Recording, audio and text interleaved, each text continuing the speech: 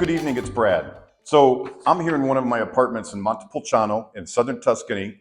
I got my doggy, Charlie, with me. Kona's been a bad boy today, so he's sitting at the grape farm we live on outside of town tonight. And I wanted to talk to you guys again about getting your elective residency visa for Italy. It's also referred to as the retirement visa. It's not a very difficult process. I must say that Italy has a declining population, and they really want people who are solid to move here. They want your tax dollars. So try to mentally stop worrying about, are you asking for a gift? You're giving them a gift. You're giving them another tax-paying citizen that'll be staying here and contributing to the economy. So the packet is not that hard to put together. A lot of people talk, they have a lawyer working on it for them.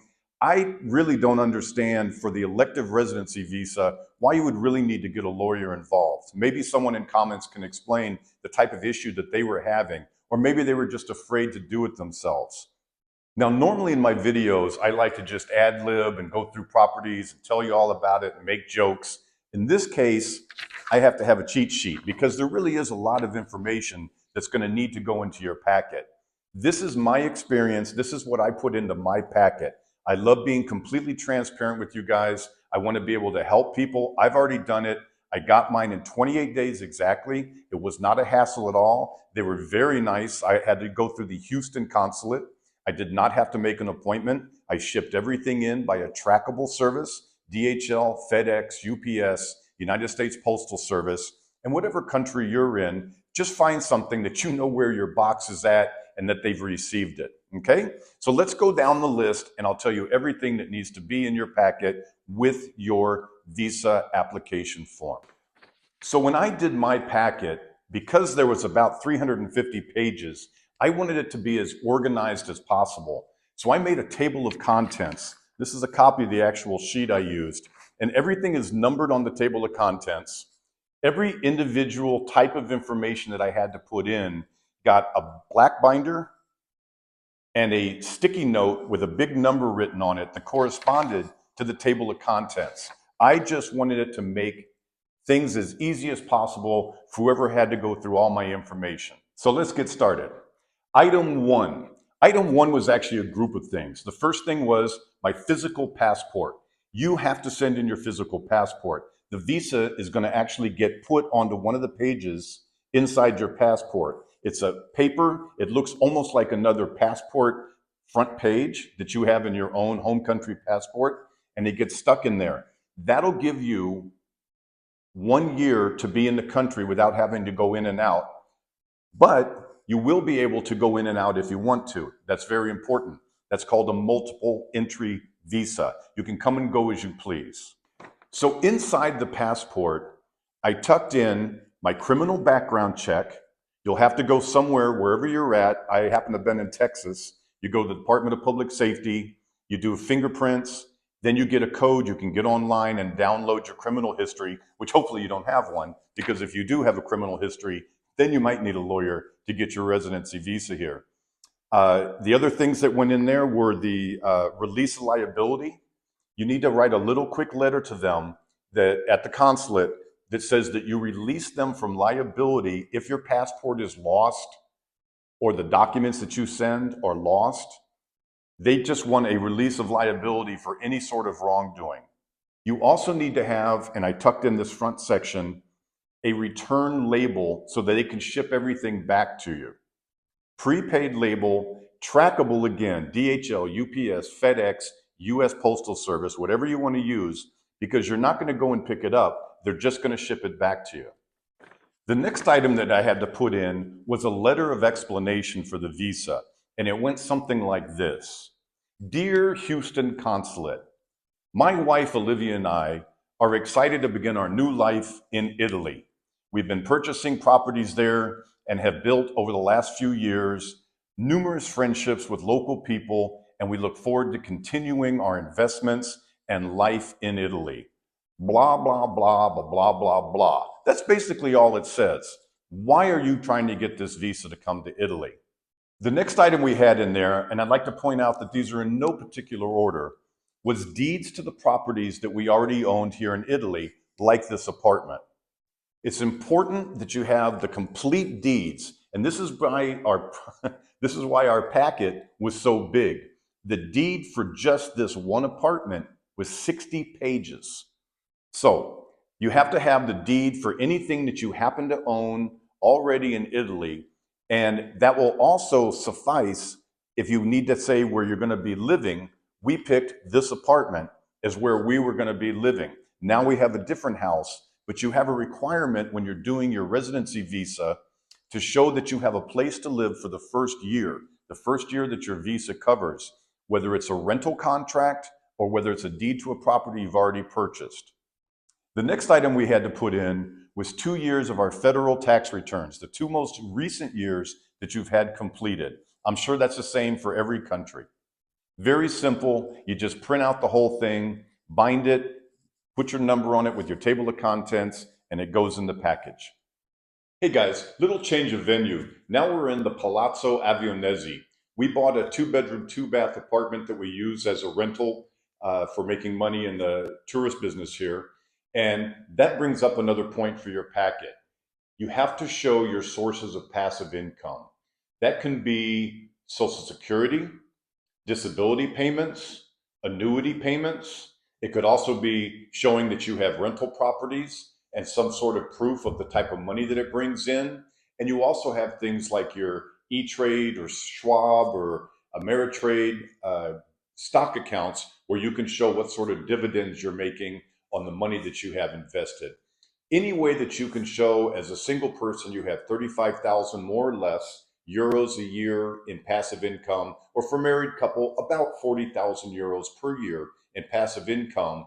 And that's going to be probably one of the most important things that you'll have inside of your packet. If you already have a bank account here in Italy, you're going to need to show the last 12 months preceding when you send your packet in of all the activity in that account. Pretty simple to pull up online. And again, why your packet starts to get so big, because there's so many documents that you have to pull. Not hard to do, but it's a lot of pages. In addition to your Italian bank account, they're going to want to see the transactions that you went through in the previous 12 months inside your home country primary checking account. They want to make sure that you actually have this money coming in and out, that you're showing some sort of constant amount of money coming to you and how it's going out again, to show that what you're declaring is real. It's easy to forge a page that shows that you have some dividend income or a single page that shows that you have a lot of money sitting in a bank account. It's harder to forge 12 months of bank statements that show repetitive payments and the like. Another item that you're going to need for your packet is health insurance coverage. You'll need health insurance coverage that's going to cover you for 1 full year. We used Alliance Insurance. They had a really nice package. It covers pretty much everything. It was about $250 a month. So you get that because once you get your visa, you come into Italy. Then you have to go to the local post office and pick up a package for what's called your permesso di soggiorno. That's permission to stay. You fill out that form, you send that in, you take it back to the post office. They accept the form, you buy a little tax certificate at a tobacco shop for 16 euros. They put that on there, and then they get online and they make an appointment for you. Olivia and I turned ours in the beginning of September this year, or 2023, and our appointment is in 2024 in January. So you have this pretty big gap of needing insurance coverage. Now, once we get our permesso di soggiorno, then we'll be covered under the Italian healthcare, and we can go in and get all our services done and there's no charge. But in the meantime, we used Alliance. You can use whatever company you want to use, and you need to put that health certificate coverage inside your packet. Now, I saved the last thing purposely for the end of this video, your marriage certificate. If you're moving here with your lawful spouse, you need to provide an original copy of the marriage certificate. Now, that could be reissued. What we did was we went ahead and ordered 2 of them from the place that we got married. Now, Olivia and I got married in Paris. not the city, the casino in Vegas. And I'm not kidding you. It was a great place to have everyone from around the country come in. So there you go. Now you know something else about us. We got married in a casino. Anyway, we went and wrote Vegas and had them send over 2 copies. They were $20 each. And this brings up one more very important point. Applying as a married couple. And all your documents for bank accounts and stocks and bonds and deeds for properties, even if all that stuff is exactly the same because everything is held jointly, they want 2 complete copies because they want to be able to file away as if you were single, even if you were married. So when I said our packet was 350 pages, it was actually about 700 pages worth of stuff. But again, it's just forms and things that you can print out online, your bank accounts, your bank statements, etc. But make sure you do everything for each person as if you were single and make an exact copy of anything, even if it's identical. Well, I hope you guys found this interesting. It's a lot of stuff to pull together, but it's not hard to do. The form is relatively easy to fill out. For the application, it was just a couple pages. You pull all these documents together, you bind it up, you find out if they want you to do an appointment or if you can just mail it in. You follow the directions, you send it in, and within 2 weeks or a month or 45 days, depending on how busy they are, you should be getting your visa and you'll be ready to go and start your new life here in Italy. So I wish you very good luck with it. If you have an individual question, feel free to write me at bradsworld8@gmail.com. I will not give legal advice. I will not give accounting advice, but I'm happy to answer any sort of general questions for you.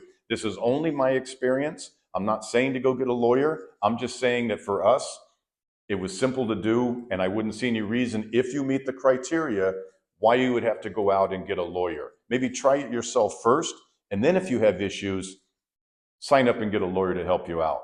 All right? You guys have a great night. You want to say goodbye? Hey, there was no one there. You done?